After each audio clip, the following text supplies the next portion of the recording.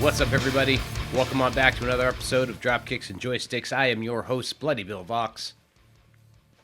Coming to you just 5 days before Christmas as this episode drops. Of course, you might be listening to it a little bit closer to Christmas. Hell, you might even be listening to it after Christmas, depending on what your listening habits are. But either way, as I drop this episode, we are 5 days away from Christmas. And I can't wait for it to be over. I can't wait for it to be over, my friends. But speaking of Christmas, we'll remind you about this again at the end of the episode. But next week's episode will deviate a little bit from the usual video game discussion, and it will drop on Christmas Day instead of Wednesday. So we'll drop an episode on Monday, December 25th, 6 a.m., bright and early Christmas morning. And then we'll be on a little bit of a holiday break. The next new episode after that will be on Wednesday, February 4th, 2024. So we'll take about 5 weeks off, come up with some fresh topics, some fresh games. But the episode next week is going to talk about a Christmas in particular that was wrestling based. There was no video game involvement, but, talk about that wrestling Christmas from 1991. Just a Christmas themed episode, really, breaking from the norm, to talk about, favorite Christmas memories. So, I look forward to sharing those, next week on the show, or really in 5 days, because, it's still technically next week, but, 5 days from now, Christmas Day, it's all good. But this week, let's talk about this week. Coming off of a disaster of a game last week in WCW Backstage Assault, we're going into another disaster, in my opinion. ECW Hardcore Revolution. Might as well call it WWF Attitude Volume 2. This one was released on February 1st, 2000. It was published by Asmic Ace Entertainment and Sculpture Software developed it, and Acclaim was behind it as well. All sorts of folks involved with this mess, but, like I said, might as well call this one WWF Attitude Volume 2, because if you've ever played ECW Hardcore Revolution, you recognize the movements and the controls and everything very easily. So, if you played WWF Attitude at any great length and knew the misery that was the Acclaim control system, up, down, left, right, square, X, circle, to do a scoop slam, for example. That might be a little bit of a stretch, but, you had to memorize, like, paths. If you had played and were at all familiar, when you played ECW Hardcore Revolution,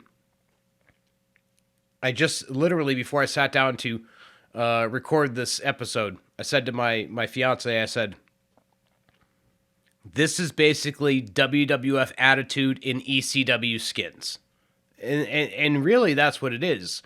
But the gem of all of this is that it was ECW's debut in the video game market, and that's why I wanted to talk about it in the podcast, talk about the memories of the game. A lot of it is disappointment, but there was a lot of excitement involved with it as well, as a fan of ECW. So I think this episode is going to kind of have a backdrop of ECW fandom involved, as well as talking about the video game.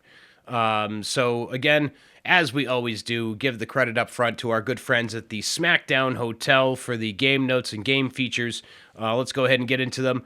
ECW Hardcore Revolution is a wrestling video game released by Acclaim Entertainment based on the professional wrestling promotion Extreme Championship Wrestling. The game was released for the Nintendo 64, the PlayStation, the Game Boy Color, and the Dreamcast in 2000.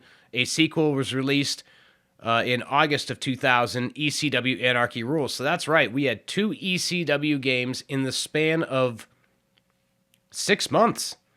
Within 1 calendar year, both ECW titles that exist in wrestling history were put out. ECW Anarchy Rules, we'll talk about that in its own right another day, but somehow that managed to get worse. I don't feel like ECW Hardcore Revolution was a step down from WWF Attitude, but it feels like it was a step in place. We changed the colors, we changed the arenas, we changed some of the modes to fit ECW. But Anarchy Rules was a whole different story, but that's a whole different day. Let's get into those game features. All of the barbed wire and blood from Extreme Championship Wrestling comes to the PlayStation with ECW Hardcore Revolution. Choose from 40 wrestlers and square off in the ring with 20 different match types. Three-way dance, death match, tornado, lumberjack, and battle royal, just to name a few. Commentary from Joey Styles will make you think you are watching a live match. ECW Hardcore Revolution lets you wrestle without the fear of injury. Then it further goes on to state, wow, we've got a lot of notes on this one, actually, the features. Ready for some extreme wrestling?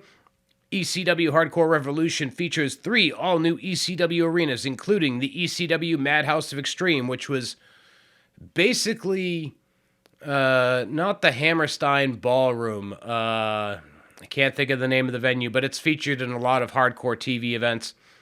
The ECW arena, and then a slew of pay-per-view events.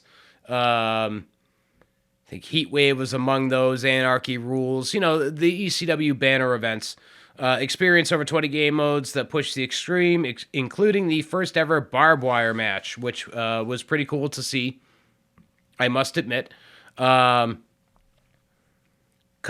your pay-per-view mode using a selection of 8 wrestler matches. The career mode allows you to follow in the footsteps of the infamous ECW television schedule, including Hardcore House, Friday Night Thrill Zone, and Anarchy Rules. Ready for a change? ECW Hardcore Revolution invites you to create your own wrestler. Customizable features include movesets, costumes, facial characteristics, entrance themes, and strength. Throw down over 400 punishing moves, including signature moves for each wrestler. Listen to the real commentary from announcer Joey Styles while you annihilate your opponents. Among the hardcore weapons you can choose cheese graters, kendo sticks, baseball bats, shovels, and ladders. So, it's a good write-up. There's a lot going on there. Let's kind of go through it. The arenas, the Madhouse of Extreme in New York City definitely is a very nice what's the word I'm looking for? Not homage, but replica of it without it actually being it. The ECW arena, pretty standard to do. A lot of the pay-per-view events are set within the ECW arena, but you can kind of change things up too in your options. You can have the mat say, for example, Anarchy Rules, and you could be at the Madhouse of Extreme. So you can kind of play around with where everything is, just like you could in WWF Attitude. And you'll probably see me say that or hear me say that a lot in this episode, a lot like WWF Attitude, because this game was a lot like WWF Attitude. And WWF Attitude holds a weird place with me. Like, it's a miserable game to play. The controls suck, but because it was the first game that I ever, pulled a long marathon with, 23 hours to beat Owen Hart, it kind of holds a special place. And it makes ECW Hardcore Revolution bearable. So the customizing of the pay-per-view modes, so you could do your own pay-per-views, very much like Attitude, like I said. The career mode is exactly like Attitude, just sub out ECW events for WWF events. Create a Wrestler stuff is really never anything I've ever played with. I always make myself. So, for creating myself, all of these games are great with Create a Wrestler. And I know people hold the Create a Wrestler stuff to a lot higher standard than I do, but I use it for simple, basic stuff. And for simple, basic stuff, even ECW Hardcore Revolution in 2000 was fine for what it needed to be. At the time, let's see, in 2000... in 2000, I don't even know if I had my old backyard wrestling name, so I might have just been making myself in these games, like Billy Vox. Long before the War Machine Sin, long before Bloody Bill Vox. Might have just been using the old regular name there, and that's no secret either. I've been promoted as Billy Vox in wrestling before too, because people don't know the difference between Bill and Billy apparently. But one thing that I can say, kind of suffers a little bit in the ECW experience of this game is the fact that ECW is very famous for using mainstream copyright music, and it's been long since revealed that, Paul Heyman was basically playing with a gambling deck. ECW was small enough that nobody was really noticing that he was using a lot of this copywritten music on his television shows. And yeah, he had a couple of licensing deals. Unless it's made by Harry Slash, it doesn't, stand a chance of being in these games. So, like, even looking at this roster here, I'm like, yep, they had a great custom theme song, lots of great custom theme songs that you won't see in this game because, they were using copywritten themes. But then, we got some guys that have custom themes. It's been a long time since I played in depth, so I can't speak to who had their proper theme songs and things of that sort, but that's one thing that does get taken down a notch in the experience here of the ECW video game is that it doesn't have all of the proper music, and that's because of ECW's penchant for copywritten theme songs. Looking at some of this list here, like Balls Mahoney used AC/DC's Big Balls. The FBI used this great remix of Staying Alive by Entrance. Let's see, who else we got floating around here? New Jack used Natural Born Killers, Ice Cube and Dr. Dre. Just Incredible. Snap Your Finger, Snap Your Neck by Grinspoon. Lance Storm, at this point in time, could have been using... I think he was using White Zombie at this point in time, but there was also a point in time where he used AC/DC, same with Spike Dudley. Mike Awesome might have been using Awesome Bomb by this point in time, but may not have been. Raven used Offspring. Rhino used Dope. Rob Van Dam was using Pantera and Kilgore. So you get my point here. If you're looking for things to be accurate from a music standpoint, you're going to miss the mark a little bit. Now, in terms of the match types, let's jump into those because we got a lot of base match types, and it looks like, if we go through this list, like, let's go through it real fast. You might be like, that's not very ECW. I'll explain how we get to the ECW. So we've got match types. We got straight up one-on-one matches. Tag team, tornado, 1-on-2, 3-on-1, lumberjack, three-way dance, battle royals, versus eliminators, tag team eliminators, 8-man tag eliminators, battle royal eliminators, 4-way dance, stable match eliminator, 3-way dance eliminator, and tournament mode. Doesn't sound very ECW. Where's all the tables and the chairs and the fire and the plunder? Where's all that? Where's all that, you ask? Well, all of the plunder is found within your match options and your win modifiers. Now, within your match options, you can turn this thing into a death match. You can turn it into a steel cage match. You can turn it into a last man standing match. You can turn it into a tough man match for handicap matches only. Turn it into a street fight, and of course, the previously mentioned barbed wire match, where the ropes, your standard ropes, are replaced with barbed wire. The cage match is a bit wonky because they use the old WWF cage. So ECW's got the old block style cage, which they didn't use. They used the fence. So yeah, that's a little bit off there. But adding in all the other options, then there was a note before about the weapons. Where did I have that note? That's where things got different too. Like in Attitude, we had our standards, like steel chairs and nightsticks and kendo sticks and those types of deals. And then over here in ECW, we've got some of the similar stuff, but we've also got cheese graters, we've got shovels, we got ball bats, we got ladders, we got chairs, we got tables. I think they still got the TV sets, the trash cans.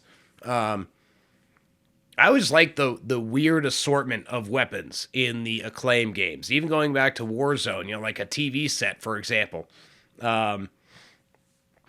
in other games, like we've had microphones and soda cans and um, this is more THQ, but like No Mercy had slices of cheese and mannequin heads and all that stuff. So a wide variety of weapons that become available, and they become available in the very similar manner to how they used to in the previous games. They fly into the ring. They appear. They disappear once they've been used. They fly into the ring when they need to reappear. And it makes for a wild time. The movements in the matches themselves are kind of wonky, just like Attitude was. But again, this is 2000 PlayStation 1, so I got to remember to bear that in mind. I'm looking at these games through 2023 lenses when I originally saw this game through a 2000 lens. So 23 years ago, it's funny to even look back at the various video games as they came out. Like, when Warzone came out, I thought that was the greatest shit ever. I thought that was like revolutionary in video games. Now, the game prior to that was WrestleMania, the arcade game, which was pretty freaking cool. A nice step up over Royal Rumble. Prior to WrestleMania, the arcade game, we had Royal Rumble, which again, for its console and its time and its era, was great. I loved it. Spent hours on it. Did a whole episode on it. So it's just funny to kind of look back and, at the time, oh, this is so great. This is so great. And then, 20 years later, you're like, yeah, at the time it was great, but did it age? That's, I guess, the difference there. And so ECW's movements when it came out was very disappointing. When Acclaim got announced as picking up the ECW license, I was excited at first. Before we leave the match types, other win modifiers, I just don't want to abandon those. That add to the ECW flair. We got Iron Man matches, I Quit matches, First Blood, if you have the blood turned on. I never understand why blood is an option. Should just be turned on. That's what I'm saying. Anyway, I get it, kids and stuff. Finisher matches, which is where you hit a finisher to win, and then 2 out of 3 falls. But anyway, when it was announced Acclaimed was picking up the ECW license after the big old shift around, THQ picks up WWE, EA picks up WCW, and Acclaim picks up ECW, I was excited at first because I was like, all right, Acclaimed was doing cool stuff with the WWE games. They were really expanding them, but the controls and stuff needed an overhaul. And I thought ECW was the perfect kind of brand for Acclaim to continue evolving their gameplay with the features. Like Warzone to Attitude expanded the features quite a bit. And I don't think we really did so much expanding into ECW. But what I thought we were going to see out of this ECW game at first is I thought Acclaimed was going to lend more of that, what's the word I'm looking for? More of that WrestleMania, the arcade game style to it. I thought we were going to see a little bit more of a fast pace, a little more arcade style, but still authentic to the ECW brand, because ECW was more of that fast-paced, off-the-wall, all-over-the-place promotion where, WWE and WCW were kind of wrestling paint by numbers. And that sounds like an insult, but they followed a lot of the wrestling norms that worked with the masses, and it made for a lot of great programming, but ECW liked to paint outside the lines. So I thought their video game would paint outside the lines a little bit and kind of blend that arcade style with a little bit of simulation. Acclaim, for better or for worse, for how Attitude turned out, I really loved the season mode. It's, to me, what gave birth to the season modes that everybody came to love. Like it was fantastic. You did all the TVs, you did house shows, you did pay-per-views, and you just climbed your way through the WWF ranks. But I thought we were going to get more of the arcade to go with that simulation. So, like I said a few moments ago, think WrestleMania the arcade game meets Attitude meeting the ECW brand. Of course, that's not at all what we got ultimately, unfortunately. But what we did get out of this ECW game is a pretty stacked roster. Now, in 2000, some notable names had already left the company. So there are some ECW originals, if you will, that are missing from the mix, such as the Dudley Boys are standing out as missing from this list. Shane Douglas is also missing from this list. Of course, in 2000, he was featured on Backstage Assault. But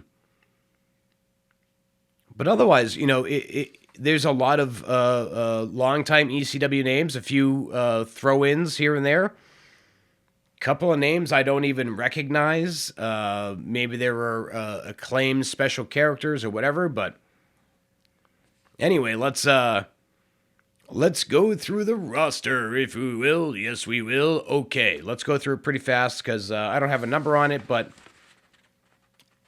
I'd guesstimate there's about 50 or so.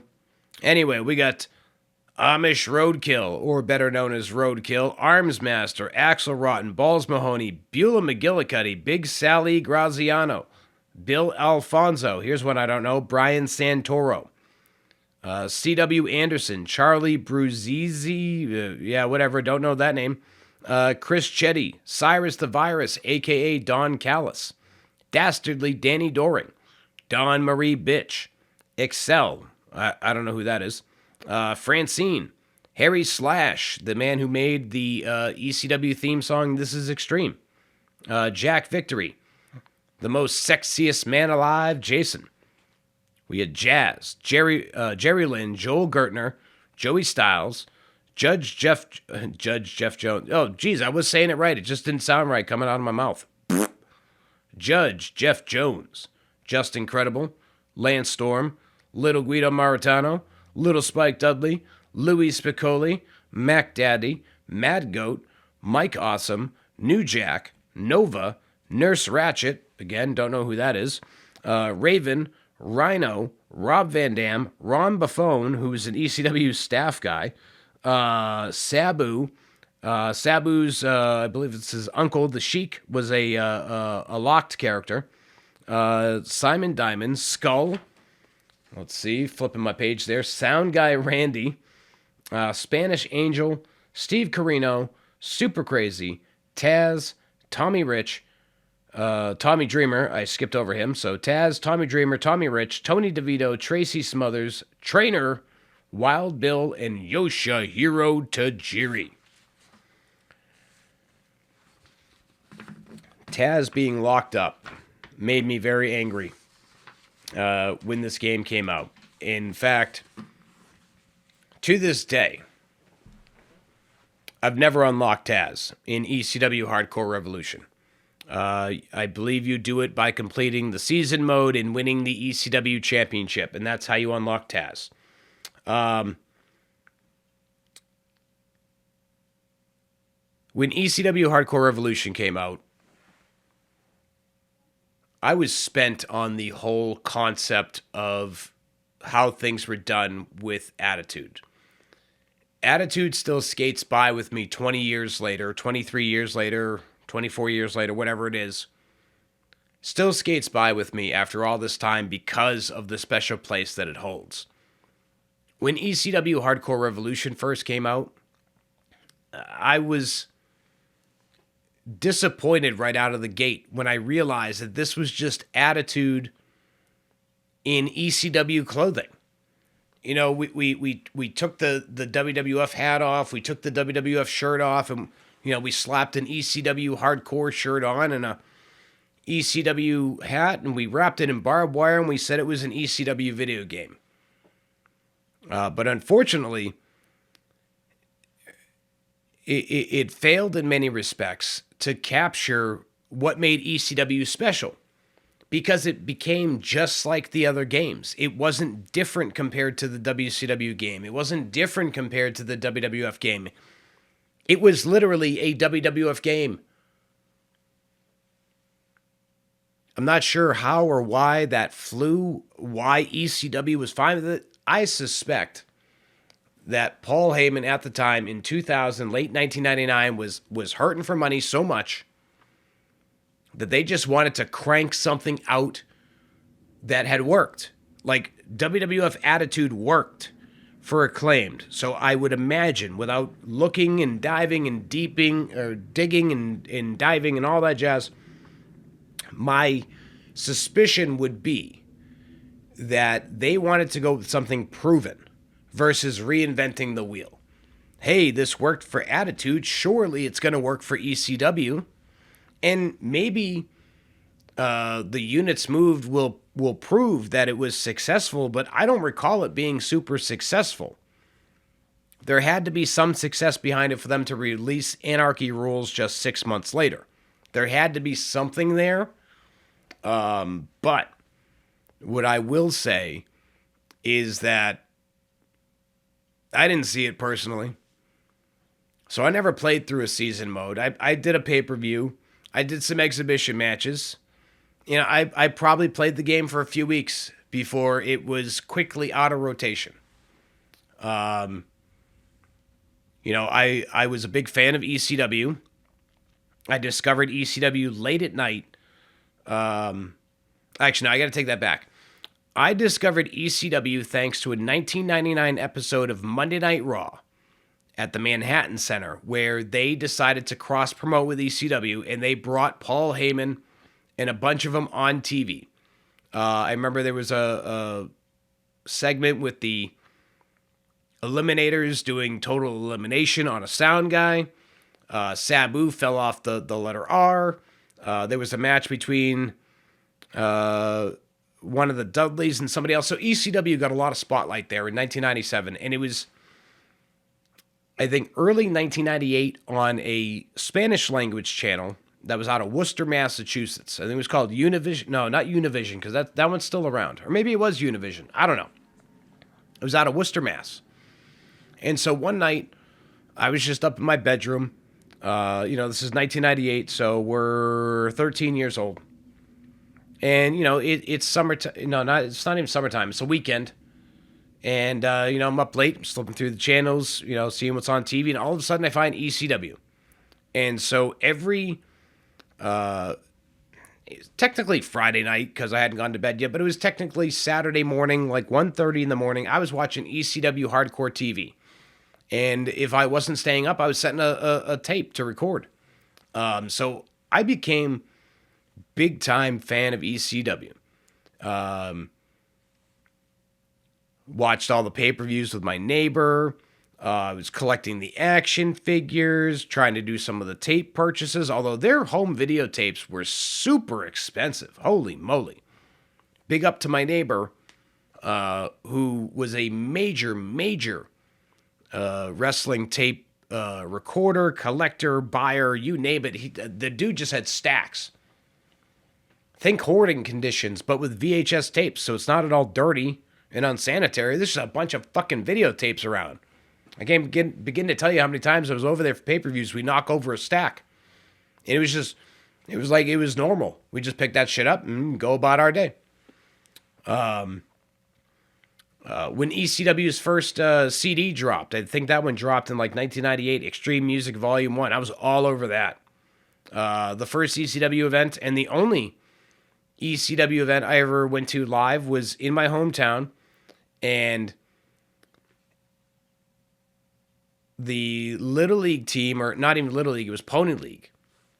We were really good that year, and we made it into the playoffs. And this was the first time that I had ever been on a winning team. And I was still pretty decent. This was the same season that I ripped my hip muscle off the bone, and it messed up my swing for good after that. Like, I lost everything about baseball after that. But anyway, so I didn't want to abandon my team, but the stadium for the baseball was right across the street from the venue for the wrestling.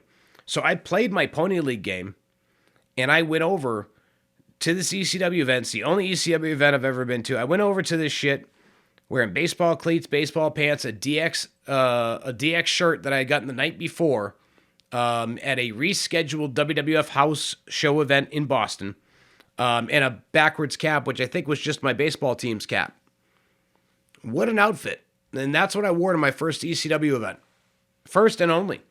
I remember there was a big old brawl between the Dudley Boys, Balls Mahoney, Axel Rotten, I think. Definitely Balls Mahoney, because I remember his blood-covered face being... I remember, following the fight through the crowd, and they got over by the merchandise stand, and they picked up... Holy shit, man. The trash can... the trash barrels at the JFK Coliseum in Manchester, New Hampshire, probably going to weigh like 50 freaking pounds. And it was either Balls Mahoney hitting Devon or Devon hitting Balls Mahoney, but one of them whacked the other dude with that steel drum. It might as not even a trash barrel, man. That was a steel fucking drum.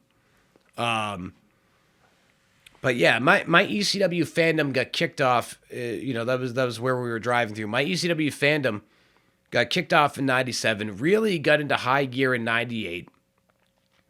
And by '98, I was buying the figures. I was buying, shirts. I was buying the rings. They had, I think, one album or two albums. I think they did a second album. Yeah, Anarchy Rocks. So I had that. I had the albums. I had, TV shows recorded. ECW was definitely a fun promotion for me, but the one thing that we didn't have in 97, 98, 99 was a video game. So I was excited for that video game, and man, oh man, what a disappointment. What a disappointment the game was in the long run.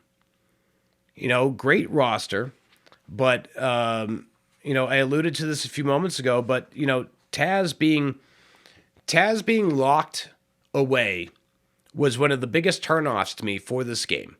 I loved Taz, and I still love Taz to this day. The reason why I love Taz, yes, his character was awesome. He was great in the ring.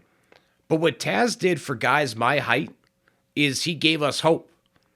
At a time where wrestlers were big, huge, hulking individuals, he showed that you could be a shorter but still bulky, hulky individual and succeed in wrestling.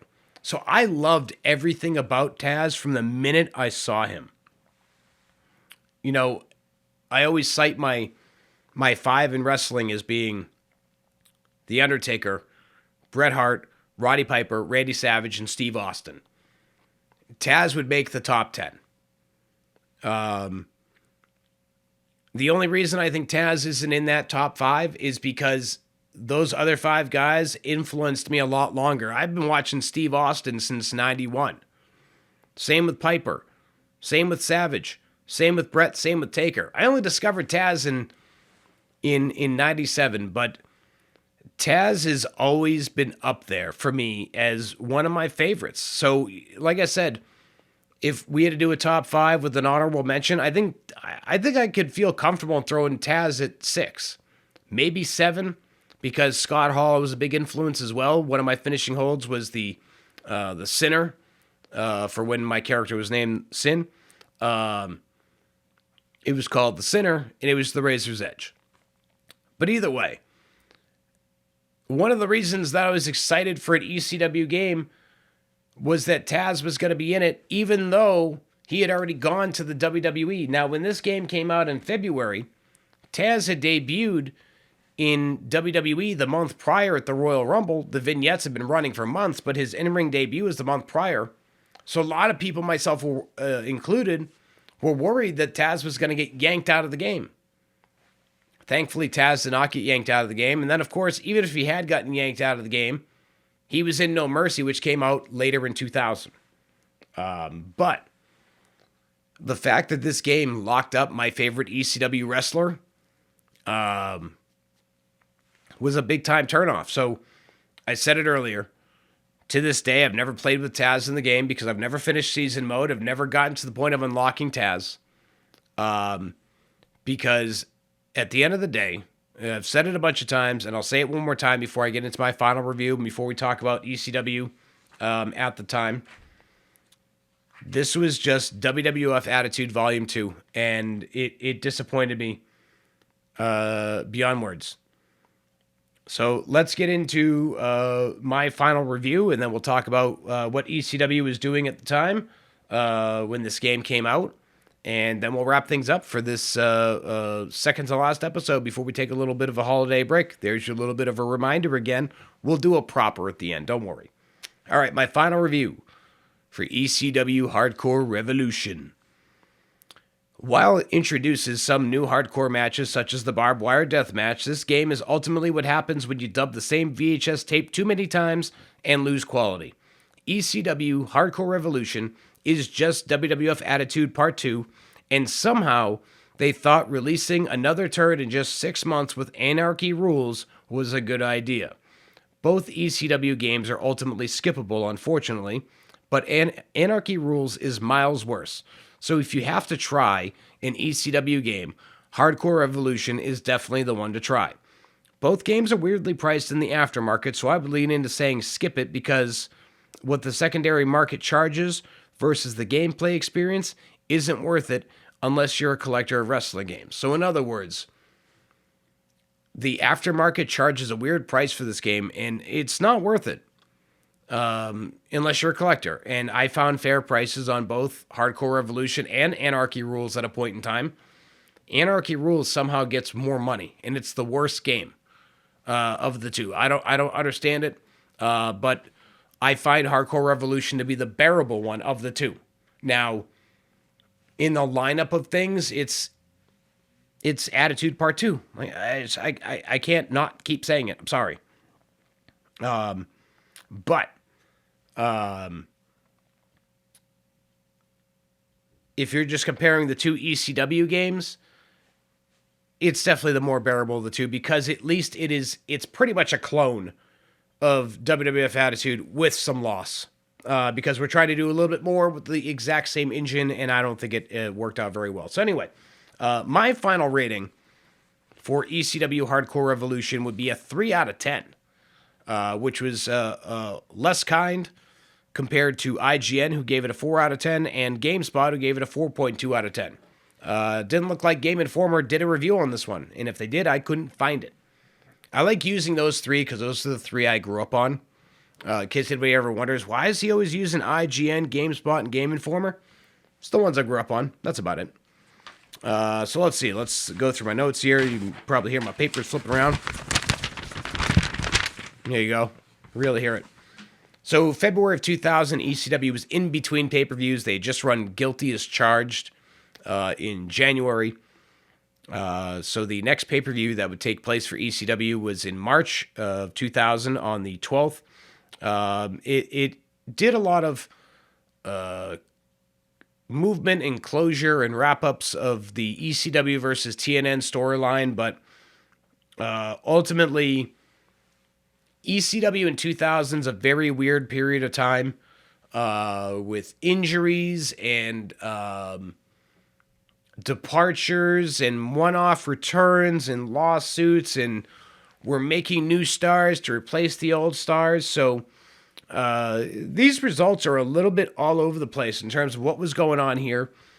We've got a World TV title tournament going on as well because Rob Van Dam has broken his leg, ending his near 2-year reign as champion. But let's rock through these results right quick, and then we'll rock on out of here. Dusty Rhodes defeated Steve Corino in a Texas bull rope match, and that came out of nowhere. The way I read it in the results, it basically was an impromptu bull rope match out of nowhere. And maybe it was announced ahead of time. Maybe it was just written weird, but it sure seemed like it was built out of nothing. I shouldn't say out of nothing. These guys have been going back and forth. It just seemed like it came out of nowhere. Maybe it opening the show is what came out of nowhere. We had the New Dangerous Alliance defeating Danny Doring and Roadkill. We had Mike Awesome retaining the ECW World Heavyweight Championship against Kid Cash. Third match on the card, weirdly, though. Nova and Chris Chetty defeated Jado and Gato in a tag team match. Rhino defeated the Sandman by forfeit in a tournament match. Sandman had been attacked and taken out. Super Crazy defeated Little Guido in a TV title tournament match. We had Balls Mahoney defeating Kintaro Kanemura in a singles match. New Jack and Vic Grimes, the infamous balcony pole Humpty Dumpty broke New Jack's head. It's the infamous moment in ECW history that led to New Jack attempting to kill Vic Grimes in XPW in a scaffold match. If you're not familiar with that story, look it up. New Jack, Vic Grimes, XPW. There was a Dark Side of the Ring episode on New Jack that covers the story at length also. You can find Dark Side of the Ring on Hulu right now without ads, and if you want to buy it, it's available on Amazon. $2.99 an episode or $19.99 for a season. You save $10 buying it that way, the season pass. Let's see. The Impact Players, which was Lance Storm and Just Incredible, defeated the team of Raven and Mike Awesome, who were the ECW Tag Team Champions, as well as the team of Tommy Dreamer and Masato Tanaka in a three-way dance for the ECW Tag Team Championship, thus making the Impact Players the brand new champions.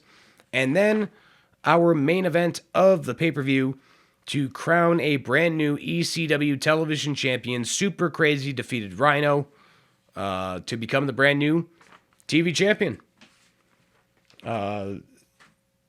Super Crazy and Rhino known for having a lot of great matches, and even, match 9 had a lot of great players in it with Lance Storm, Just Incredible, Raven, Mike Awesome, Masato Tanaka, and Tommy Dreamer. But some of the earlier matches, they ran pretty short. You get some, I think the ECW World Heavyweight title match was like 3 minutes. So this game comes out at a weird time for ECW. Kind of wonder where ECW could have been if they had secured a video game sooner. Would we have gotten ECW with EA if they had gotten something sooner? Maybe Midway would have gotten into the game sooner than they did with TNA later on. But ultimately, ECW Hardcore Revolution, I think, is good for a few kicks if you love the ECW brand and you want to play with some of the ECW names that you remember. But ultimately, this one goes down to the misses file for video games, in my opinion. Like I said, a final rating, a 3 out of 10. Not a great game. Outside of a few bright spots, which are namely the violent things, the barbed wire match, death match, and the first blood type stuff. You get your ECW fix there. You get your ECW fix with some of your characters, but again, for me, my favorite was Locked Away, and I've never, ever unlocked him. And I don't know that I'll ever change that, because I'd have to go through an entire season to do that. But maybe we'll do it someday. Who knows?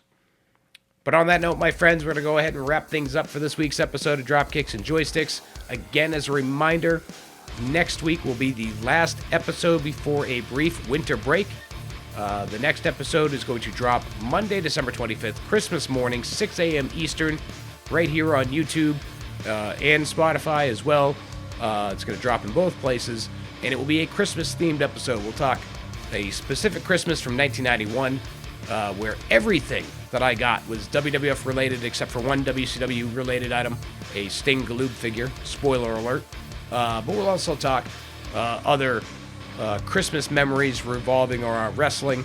So again, that's going to drop on Monday, December 25th, 5 days from now. It's going to drop on Monday, 6 a.m., YouTube and Spotify, and then we will be off for a winter break until Wednesday, February 4th, 2024. We'll return with episode 27 at that point in time. But until next week, 5 days from now, the Christmas episode. Have fun out there. Stay safe out there. Stay happy out there. Because that's really all we can do. And then next week, 5 days from now, come on back for another brand new episode of Dropkicks and Joysticks. And when we meet again, Christmas will be just about over. Mwahahaha. I'm sorry if you like Christmas. If you like Christmas, it's still going to be over next week.